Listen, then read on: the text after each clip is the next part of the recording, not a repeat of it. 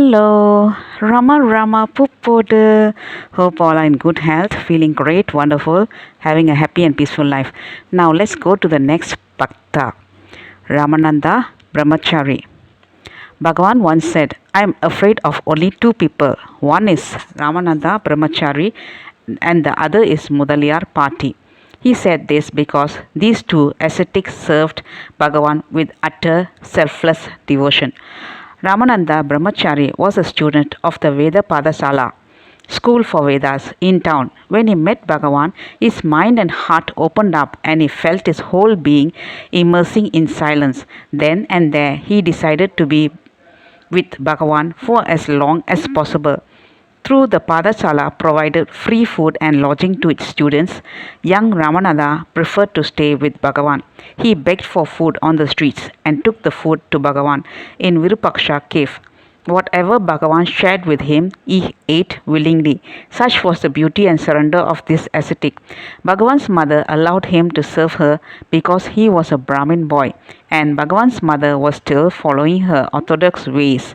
Ramananda would help wash her vessels as well her clothes, and she would call out his name, Ramananda, Ramananda, for every errand. Hearing her, Bhagavan would humorously remark, the japa of my mother has started again. One day, Bhagavan told Ramananda that he had succeeded in realizing the self. Ramananda could not believe it. He sought confirmation from Bhagavan repeatedly. Bhagavan reassured him many times, yes, Ramananda, you have realized the self. Nevertheless, Ramananda was still incredulous. Bhagavan got up and rapped his head with his knuckles and repeated, yes, Ramananda, you are realized. This simple devotee went into ecstasy and ran out of the room telling everyone he met, this is the place where Bhagavan knuckled me. He did not care that he had attained self-realization. Bhagavan's knuckling him was greater than self-realization for him. This innocent disciple also served the other devotees of Bhagavan. When he started living at Palakuttu, Kavyakanda, Muruganar, Paul Brunton, Cohen, Vishwanatha Swami and Kunju Swami were some of its other residents. Their only purpose was to be with Bhagavan for as much time as possible. This would have been denied to them had they been working in the ashram office. Every evening, of his own accord, Ramananda Bramachari would sweep all their huts and clean their oil lamps with dedication and devotion. In the daytime, he would go to the town to obtain their simple requirements from the shops. Despite doing all this, Ramananda Bramachari found enough time to come and sit in Bhagavan's presence. Bhagavan was his all. The residents of Palakuttu did not report to Bhagavan about what a great help Ramananda Bramachari was to them.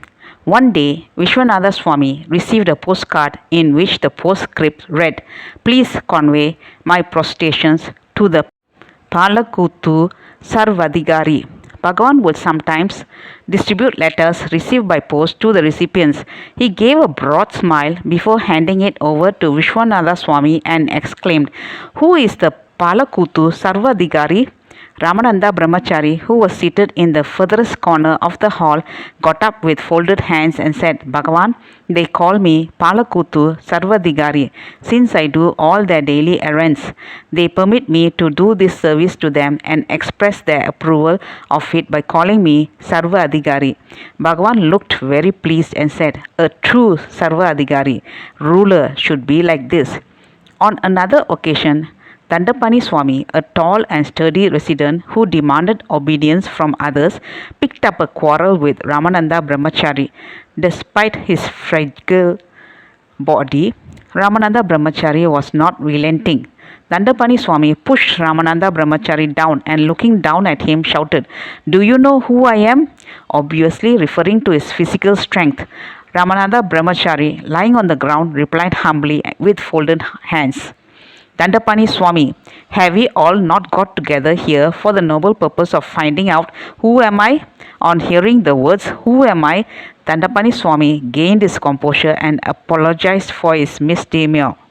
Then both went to Bhagavan and Dandapani Swami himself narrated what had happened. Bhagavan gave a benign smile. When a man arrived at the ashram with a calf which Bhagavan named Lakshmi, there was nobody to look after her. Since there was danger from panthers and tigers, Bhagavan remarked, "There is nobody to look after Lakshmi, as she could have been kept here." Then this diminutive 4.5 feet high Ramananda said, "Bhagavan, I will look after Lakshmi." This was the beginning of Ramana Ashramam Goshala cowshed. As the train came in only at 8:30 in the night, most of the outstation devotees would invariably arrive late in Ramana Ashramam. Almost everyone went to sleep by 7:30 after dinner at 7. Bhagavan wanted the visitors attended to. Nobody offered to look after them. Ramananda said, "Bhagavan, I will look after them." Every night he would stay awake attending to the visitors. The next day, Bhagavan would give him a big smile and affectionately say, "Oh, so you received them and attended to their needs. Good, good, good." One day, when Bhagavan was going around the hill with Ramananda and other devotees, each one was asked to speak on a spiritual topic.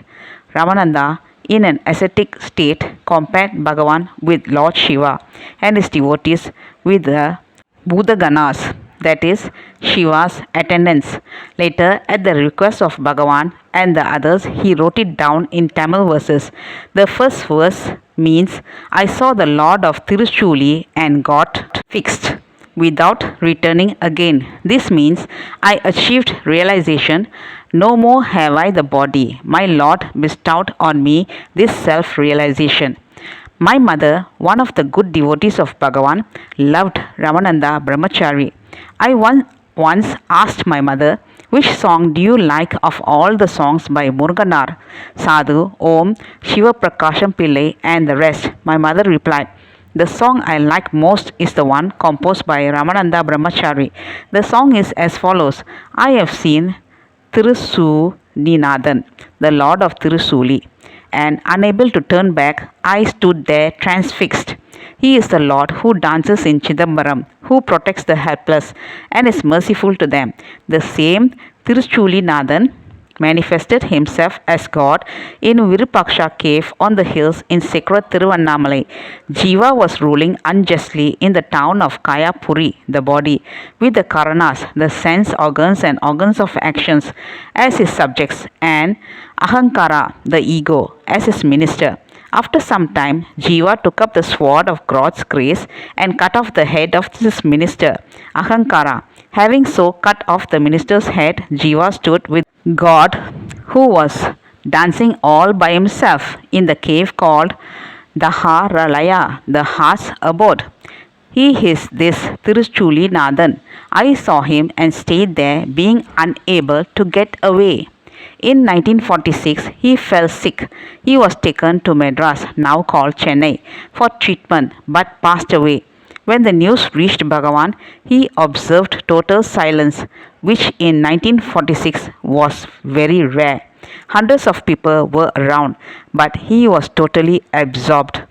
Devotees like Ramananda Bramachari show us how to follow and love a realized person, a jnani, and get liberation in this life itself. Thank you. Bye bye. Hara Hara Shankara Jai Jai Shankara. Hara Hara Shankara Jai Jai Shankara. Hara Hara Shankara Jai Jai Shankara. Rama Rama Puppodu.